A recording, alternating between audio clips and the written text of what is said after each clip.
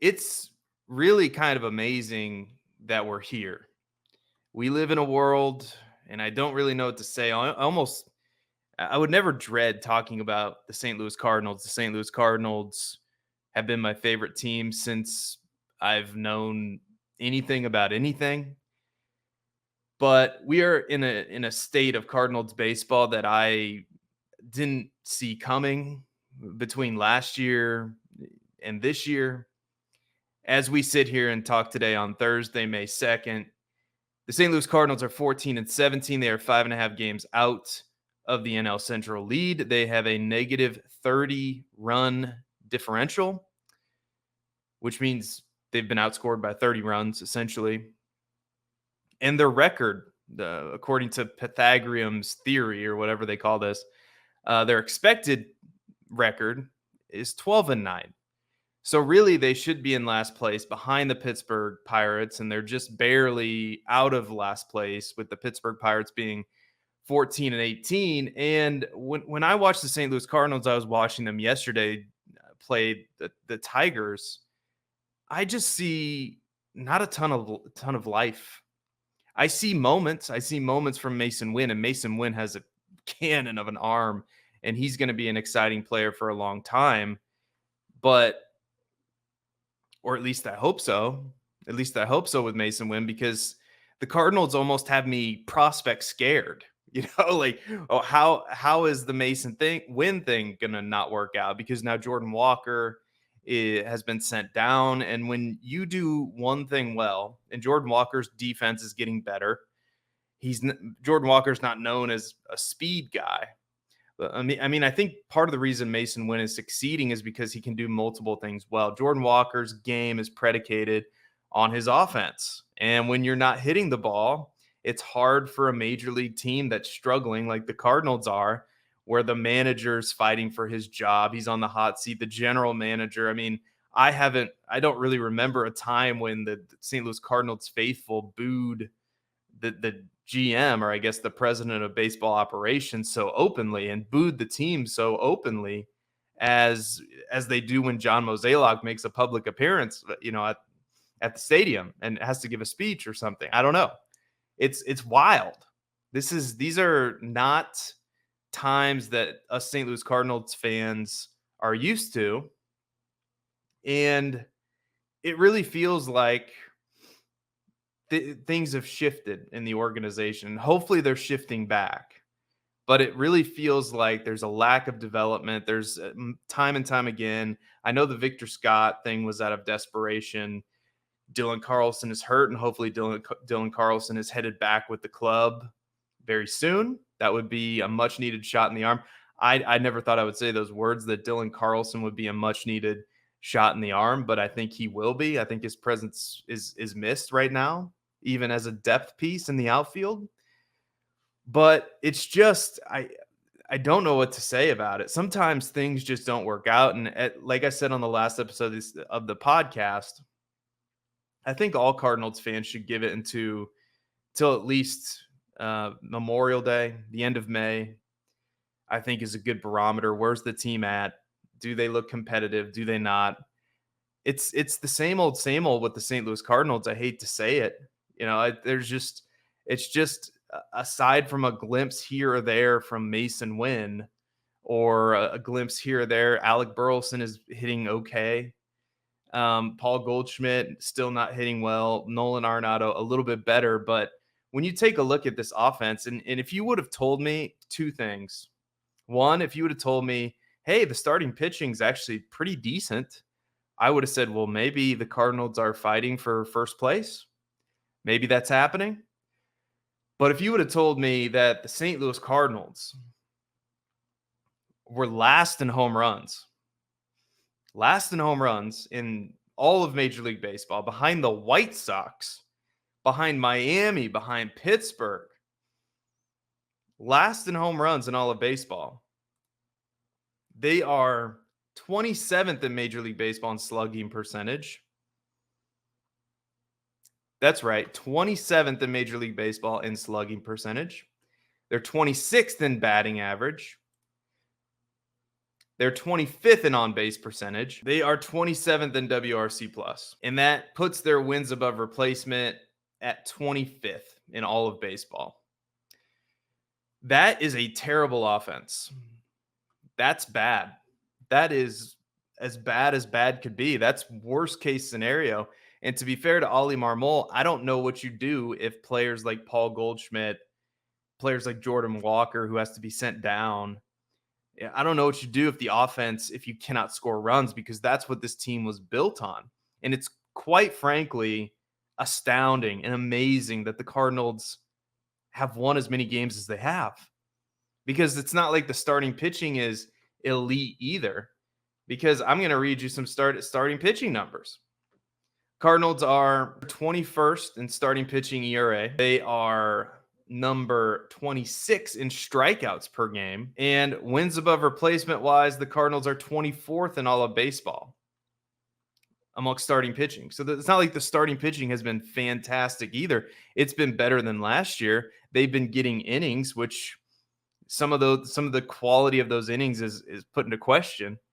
But if me reading off those stats leaves you puzzled and in wonderment of how the Cardinals are actually doing as well as they are, then you're on my side of the fence in this particular conversation, because I'm not really sure, given the state of where things are from the Cardinals when you watch them play.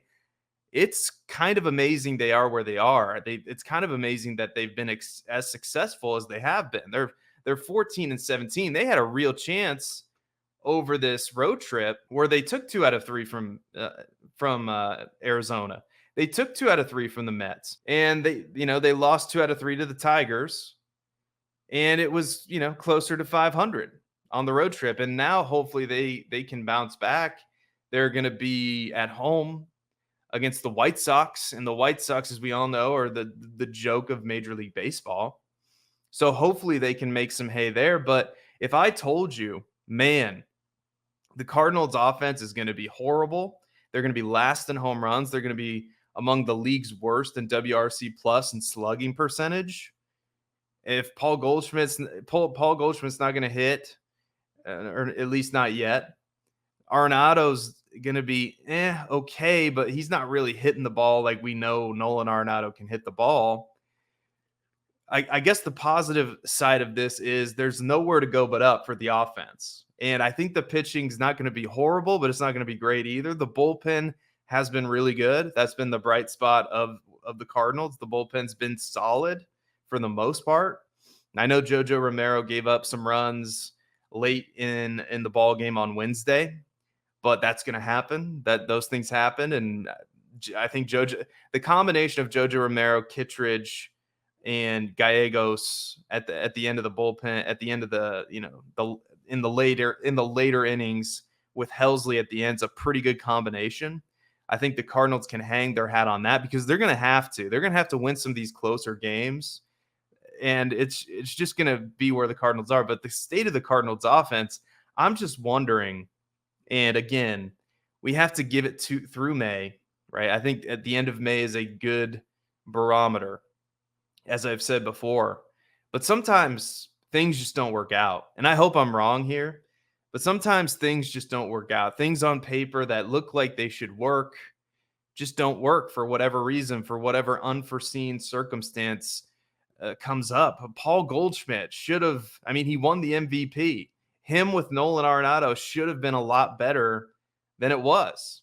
And you could blame a lot on the pitching last year, and that's warranted. But it's just like the timing of everything's just not working out with Jordan Walker and with I get Victor Scott and the injuries, and it's just, for whatever reason, over the past couple of seasons, ever since Pujols, the magical Pujols season, things for the St. Louis Cardinals just haven't worked out. Ever since that Philadelphia series in the playoffs where they were up in that first game and then they lost, and it just doesn't seem like the St. Louis Cardinals are the St. Louis Cardinals the way that we know them to be. It really feels as though Ollie Marmol, the manager, I know he's been extended. He can be fired. John Mozeliak is on the hot seat. Both of these guys have to be on the hot seat after a 14 and 17 start with this amount of talent. And then you look in the division and you go, oh, look at the Cubs. The Cubs won a close game last night with a play at the plate. The Cubs are 19 and 12. The Milwaukee Brewers, who I left for dead after they traded Corbin Burns, are 19 and 11. 19 and 11 at the top of the division. They don't have Brandon Woodruff either, by the way. So I don't know what's going on in the organization of the St. Louis Cardinals. The only thing that I can think of is that the Cardinals are being outworked developmentally. They developing these players in the minor leagues, recruiting and scouting these guys. Recruiting is not the right word. That's a college football word, but you get what I'm saying. Development at the minor league level, the ability to scout your own talent. And I keep saying it. It's like deja vu all over again. That's the theme of this episode. Deja vu all over again. The great Yogi Berra. I keep saying it and saying it and saying it, but it doesn't make it any less true with the St. Louis Cardinals. They just fail. It's a failure to develop. I mean, the Jordan Walker thing at this point is a failure. It is. He could still turn it around. You know, he still could. But they're going to need him in the long run. Like, they're going to need him to either play first base or third base. I don't know where he slots in long term. Maybe it's right field, although he's not a plus defender in right field. So if, like I said, if he's not hitting, then I don't know what to do with him. I don't know. I think the Cardinals made the best choice that they could. I suppose. I don't know if there's much else they could have done that other than to send him down. But this is, they brought him up last year and sent him down, and now they're sending him down again at around the same time in the season. So it's very bizarre. It's very, it's very unlike the St. Louis Cardinals. And I'm saying all of this to say, and again, I don't want to jump the gun. I don't want to overreact, but I feel as though this is the way a lot of Cardinals fans are feeling. They're feeling like this manager's not right, and this president of baseball operations really has lost touch over the last couple of years. And if not for Albert Pujols in that magical season, who knows where the Cardinals might be, right? Who knows where they would have been in that season? And there's just so many more questions than there are answers for this ball club. And if they cannot figure it out offensively, as I've said many times on this show and on this channel, then there's really no way the Cardinals can win, because this team is not built to win with their starting pitching. It's just not. Now, Sonny Gray's been amazing. Sonny Gray's been exactly what the Cardinals needed. I do not know where the Cardinals would be without Sonny Gray. He's been everything that he's been built up to be. And he's been an ace. But, if this starting rotation, like I keep saying, it's still lacking a number two. It sure isn't Michaelis. I mean, I guess it's Lance Lynn. I guess that's who it is. That's what the numbers would tell you. But none of it matters if this offense can't get it figured out. And it's really looking bleak for an offense. And I'm looking like an absolute fool. I thought this offense would be top 5 in all of baseball. And it's bottom 5 in all of baseball. They need to sweep the White Sox in the worst way.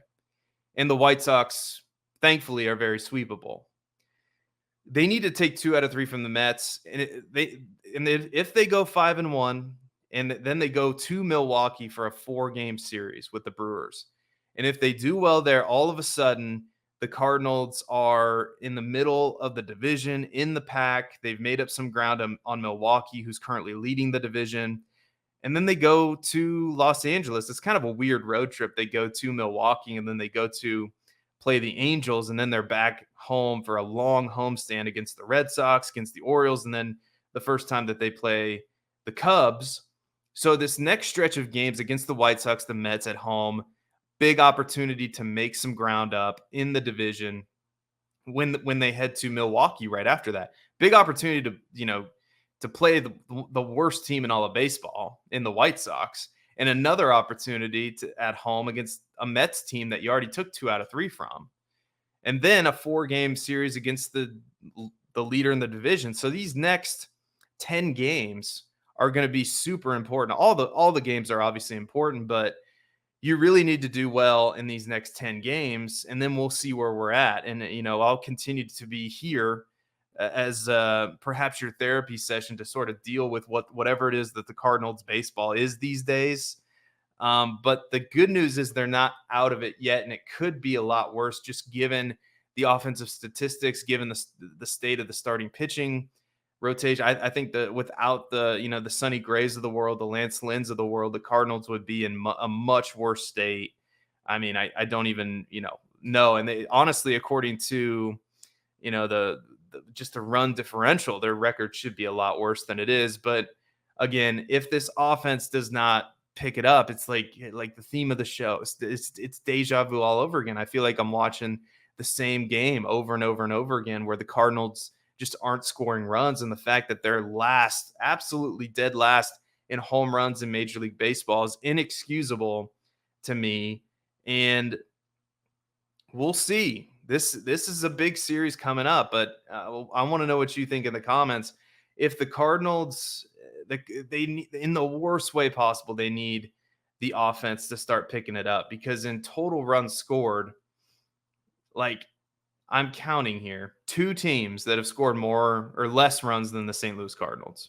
Those teams are the Chicago White Sox, Oakland Athletics, are the 2 teams that have scored less runs than the St. Louis Cardinals. So that ain't going to fly for the long term. So the Cardinals bats are going to need to start picking up here. You know, and thank God, honestly, thank God, for Wilson Contreras. I mean, I know he's striking out a lot. He's hit 5 home runs. Nolan Arenado's hitting 271. Brendan Donovan's really fallen off lately. He's hitting 222. So hopefully Lars Nootbaar can get going, and we'll see where they stand on Jordan Walker in the future when they decide to call him back up. I mean, he's going to have to at least put in some solid work down in AAA. But again, we'll see where they get to in this month. This is a big month for the St. Louis Cardinals. Let me know what you think in the comments. The offense is definitely going to have to come around. My name is Seth Dewald. You can follow me on Twitter at Seth_DIEWOLD. You can follow the show on Twitter at Believe in St. Louis Cardinals on Twitter. And until next time, be good, everybody. And let's go Redbirds. It's a long season, so anything can happen, including the Cardinals getting hot on offense. We'll see if that actually happens. Maybe the weather, the Cardinals bats will heat up. Who knows? But I certainly haven't seen anything like the struggles, especially offensively, for the St. Louis Cardinals. Just didn't make any sense. So hopefully things get better. And until next time, be good, everybody, and let's go Redbirds.